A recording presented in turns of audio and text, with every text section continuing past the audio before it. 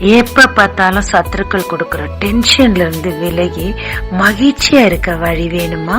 சங்கீதம் 59:16. நானும் உம்முடைய வல்லமையை பாடி காலையிலே உம்முடைய கிருபையை மகிழ்ச்சியோடு புகழுவேன். எனக்கு நெருக்கம் உண்டான நாளிலே நீர் எனக்கு தஞ்சமும் உயர்ந்த அடைக்கலமும் ஆனீர். கோலியாத்துக்கு ரொம்ப பெருமை. அதனால தேவ ஜனங்களை வசனம் 12 பிரகாரமாக இரவும் பகலுமாக நிந்தித்துக் கொண்டிருந்தார். மனுஷனுடைய வார்த்தைகள் நம்ம மிகவும் சோர்வடைய செய்யும். இதுல இருந்து எஸ்கேப்பாக வசனம் 16 சொன்னப்பட்ட பிரகாரமாக தேவனை பாடி துதித்து அவருக்குள் மகிழ்ந்து அவருடைய பலனை பெற்றுக் கொள்ளும் போது அவரே நமக்கு தஞ்சமாக அடைக்கலமாய் மாறி சத்துருக்களை வெட்கப்படுத்தி அவர் கண்களுக்கு முன்பாக உங்களை உயர்த்துவாருங்க. ஜெபிக்கலாமாங்க. சத்துருக்களின் நிந்தையினால் என் மனம் துவளாமல் தாவீதை போல் உம்மை துதித்து உமக்குள் மகிழ்ந்து பலன் எடுத்துக்கொள்ள கிருபை தாரும். இயேசு மூலம் பிதாவே, ஆமென்.